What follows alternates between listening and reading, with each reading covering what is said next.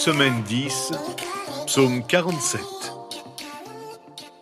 Bonjour et bienvenue à Dieu au quotidien, notre série d'études méditatives sur le livre des psaumes. Nous en sommes cette semaine au deuxième jour de notre survol des psaumes 46 à 50. Et nous allons étudier ensemble aujourd'hui le psaume 47. Ce psaume célèbre la victoire d'un grand roi. Certains commentateurs pensent qu'il a été peut-être inspiré par la victoire d'un roi comme Josaphat, dont nous lisons le récit d'une victoire éclatante contre les Ammonites et les Moabites dans le deuxième livre des Chroniques, au chapitre 20. Les fils de Corée ont alors loué Dieu d'une voix forte, et tous les hommes de Juda et de Jérusalem, avec Josaphat à leur tête, repartirent joyeux à Jérusalem, car l'Éternel les avait remplis de joie en les délivrant de leurs ennemis. Ils entrèrent à Jérusalem, et dans la maison de l'Éternel, au son des luttes, des harpes et des trompettes. Bien plus tard, ce psaume se chantait lors de la fête des trompettes, devenue la fête du Nouvel An chez les Juifs. L'Église chrétienne a reconnu l'ascension de Jésus-Christ dans l'élévation de Dieu dont parle ce psaume, et lit traditionnellement le psaume 47 le jour de la fête de l'Ascension, en célébrant le règne de Dieu sur la terre entière. C'est un psaume de pure louange. Or, on parle beaucoup de louer Dieu à l'Église. On devrait le faire, bien sûr, mais laissez-moi vous poser une question qui peut paraître simpliste au premier abord. Comment louer ? Je pose cette question en toute honnêteté. Nous avons tous assisté à des cultes d'où nous sommes ressortis plus inquiets qu'à notre arrivée. Car pendant le temps où nous devions nous asseoir et réfléchir, nous pensions à nos soucis, et nous n'en sommes pas sortis avec un cœur rempli de louanges. Ou bien nous avons tous assisté à des cultes où il y avait beaucoup d'enthousiasme, mais nous ne savions pas vraiment comment nous laisser aller à la louange. Nous sommes parfois même ressortis irrités ou agacés par le style des chants et cantiques chantés. Le psaume 47 donne des instructions très simples pour la louange. Pour tirer de ce psaume ce dont nous avons besoin, nous devons commencer par admettre qu'il nous faut apprendre à louer Dieu. Nous avons beaucoup à apprendre sur la manière de louer Dieu. Vous pensez peut-être que vous êtes meilleur que les autres. En réalité, lorsqu'il s'agit de louer Dieu pour tout ce qu'il est vraiment, nous avons tous beaucoup à apprendre. Le psaume 47 fait partie d'un groupe de 7 psaumes qu'on appelle les psaumes du règne. Ces chants proclament la royauté de Dieu et sa victoire sur la terre entière, et ils appellent toutes les nations à célébrer sa victoire. C'est dans ce contexte que tous les habitants de la terre sont invités à adorer Dieu avec enthousiasme en tapant des mains. Le psaume commence en disant « Vous, tous les peuples, battez des mains, poussez vers Dieu des cris de joie ». Il ne s'agit pas nécessairement d'une jubilation intérieure ou spirituelle que le psalmiste nous commande d'avoir, mais d'une reconnaissance de Dieu comme notre roi suprême. En Israël, lorsque le roi était intronisé, il était couronné, proclamé roi et oint. On battait des mains et on disait « Vive le roi !» Lorsque nous adorons Dieu, nous battons donc des mains comme si nous assistions à son intronisation. Nous le reconnaissons comme le roi de la terre et de l'univers. Nous l'acceptons comme notre roi. Le battement des mains attire l'attention sur quelque chose, généralement comme une expression extérieure de notre joie intérieure.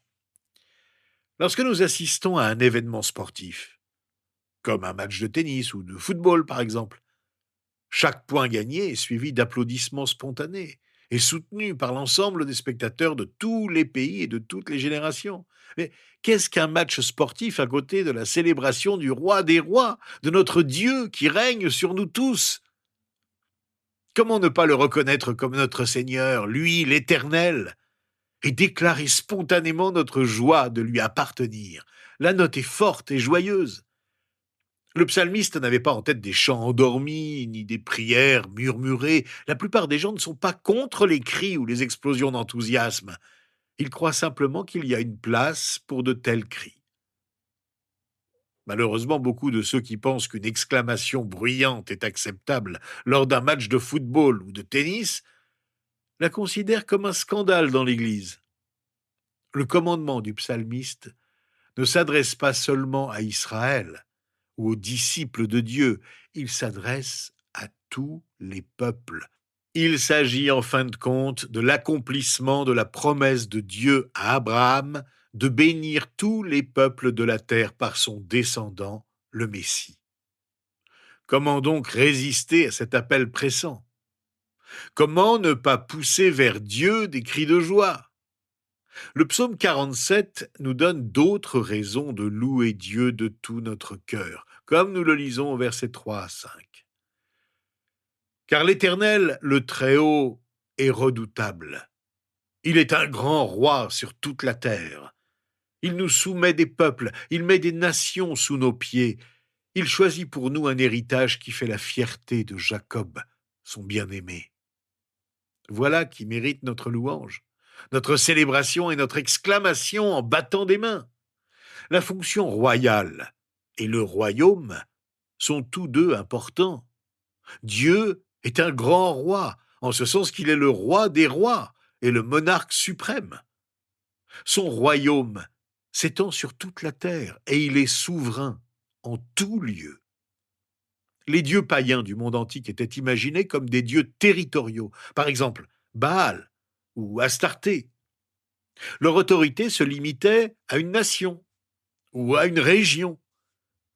Le psalmiste proclame que l'Éternel Dieu n'est pas comme l'un de ces dieux imaginaires. Nous adorons le seul vrai Dieu, le Dieu de vérité, le Dieu de justice, le Dieu d'amour et de bonté. Toutes les nations lui sont soumises. Ici, le psalmiste s'exprime en tant que membre de la nation élue de Dieu, Israël. Il attend avec impatience le temps où le règne juste du grand roi s'exercera sur toute la terre et où Israël assumera la place qui lui était destinée, celle par qui toutes les nations appartiendraient à Dieu.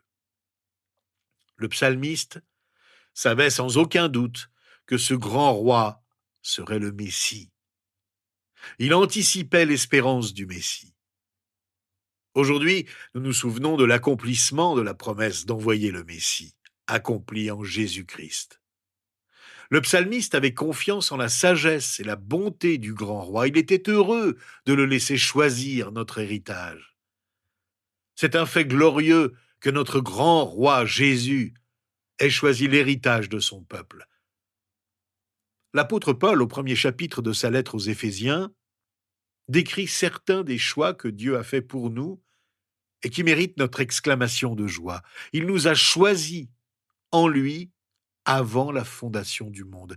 Il nous a choisis pour être saints et irréprochables devant lui, dans son amour. Il nous a choisis pour être adoptés comme fils dans sa famille. C'est une prière sage que de demander à notre grand roi Jésus de choisir notre héritage pour nous. Nous nous mettons souvent dans l'embarras en voulant choisir notre propre héritage. Nous voulons parfois choisir nos propres bénédictions. L'un la santé, l'autre la richesse, un autre de grands talents. Chacun aimerait avoir ce que l'autre a. Pourtant, il est de loin préférable de laisser Dieu choisir nos bénédictions. Nous voulons parfois choisir notre propre vocation. On voit la vocation de quelqu'un d'autre et on pense que sa vocation est meilleure. Ou on veut imiter la vocation d'un autre plutôt que de courir sa propre course. Parfois, nous voulons faire nos propres choix. Nous pensons que nos problèmes sont bien pires que ceux des autres, ou nous pensons que nous pourrions porter n'importe quelle croix, sauf celle que Dieu a choisie pour nous. En fait, nous savons qu'à cause de Jésus et parce que nous sommes en lui, Dieu est pour nous et non contre nous. Il nous aime comme ses élus, parce qu'il nous a choisis. Nous sommes heureux de le laisser choisir notre héritage. Le psalmiste poursuit sa louange en disant que Dieu monte au milieu des cris de triomphe, l'Éternel s'avance au son de la trompette. Le grand roi a pris possession de son trône et reçoit donc des acclamations. Dieu est descendu du ciel pour sauver son peuple, et en remontant au ciel, il mérite les louanges et les acclamations de son peuple. Jésus lui-même est monté sur le trône royal au ciel, après avoir accompli son œuvre pour nous sur la croix et l'avoir prouvé par le tombeau vide. Il ne peut monter qu'avec des acclamations, car il est descendu humblement pour combattre pour son peuple et le sauver. Dans l'ancien Israël, la trompette produisait le son le plus fort et le plus clair. C'était le son de la victoire.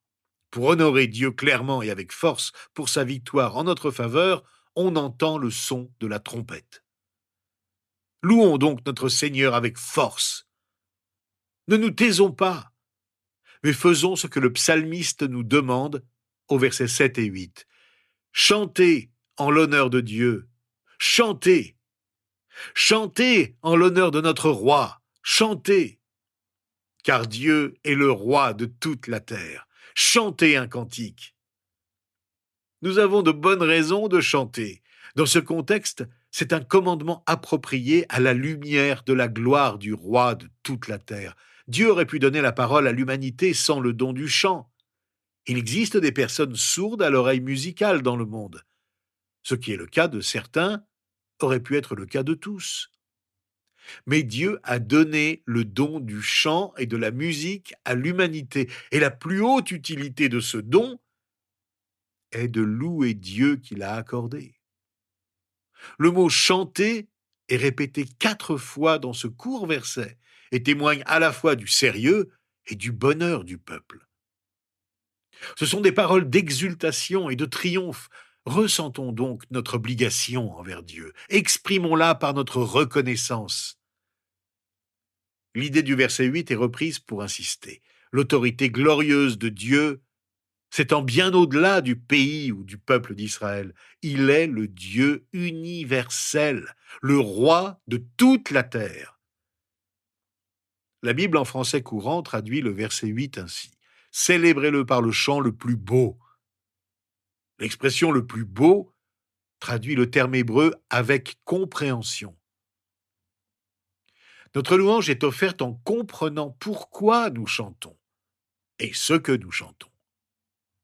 Dieu désire que notre adoration soit réfléchie et non irréfléchie. Il n'est pas nécessaire d'être intelligent pour adorer Dieu, mais nous devons l'adorer de tout notre être, y compris de tout notre esprit, avec toute notre pensée. Nous ne disons pas n'importe quoi au roi des rois. Notre chant est en accord complet avec le plus grand des commandements que nous rappelle Jésus, comme nous le lisons dans l'Évangile selon Marc au chapitre 13. Le Seigneur, notre Dieu, est l'unique Seigneur. Et tu aimeras le Seigneur ton Dieu de tout ton cœur, de toute ton âme, de toute ta pensée et de toute ta force. Alors chantons en l'honneur de notre Dieu avec intelligence, en réfléchissant bien à ce que nous disons à Dieu, car nous l'aimons de tout notre cœur, de toute notre âme, de toute notre pensée et de toute notre force. L'apôtre Paul nous le demande lui-même dans sa lettre aux Éphésiens, au chapitre 5, verset 19. Dites-vous des psaumes, des hymnes et des cantiques spirituels. Chantez et célébrez de tout votre cœur les louanges du Seigneur. Mais nous ne le faisons pas n'importe comment, comme le souligne l'apôtre Paul lui-même dans sa première lettre aux Corinthiens, au chapitre 13, verset 15. Que faire donc? Je prierai avec mon esprit, mais je prierai aussi avec mon intelligence.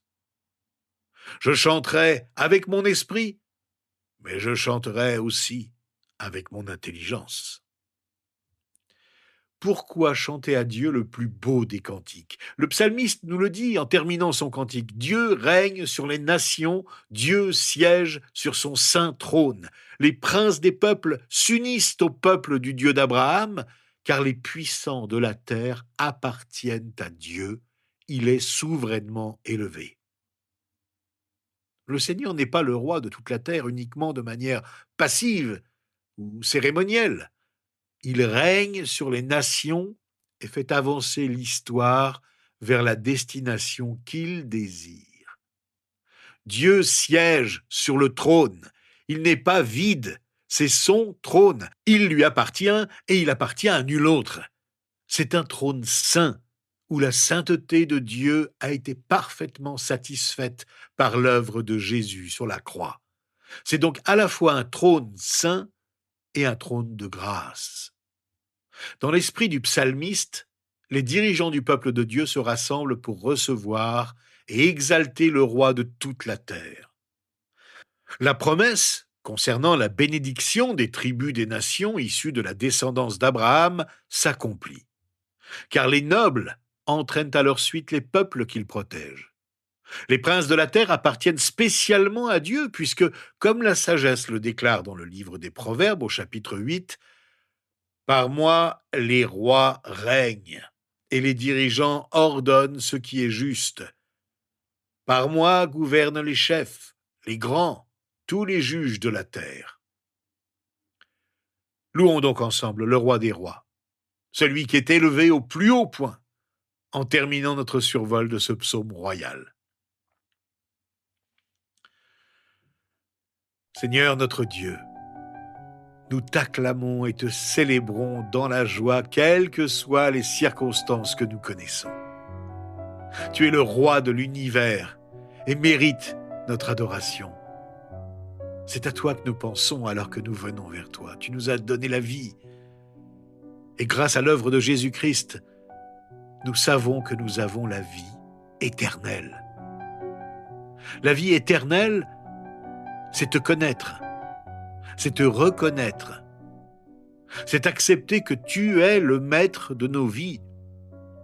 Toi qui es monté aux cieux, nous te louons de tout notre cœur, de toute notre âme, de toute notre pensée et de toute notre force. Nous t'applaudissons parce que nous reconnaissons en toi le roi de nos vies. Alors nous nous soumettons humblement et voulons écouter ta parole, l'assimiler et la comprendre pour mieux t'adorer et mieux te servir. C'est dans le nom de Jésus et grâce à ce qu'il a fait pour nous que nous te prions et te célébrons. Amen. Rejoignez-nous demain. Nous étudierons ensemble le psaume 48 qui célèbre la grandeur de Dieu et qui nous guide jusqu'à la mort.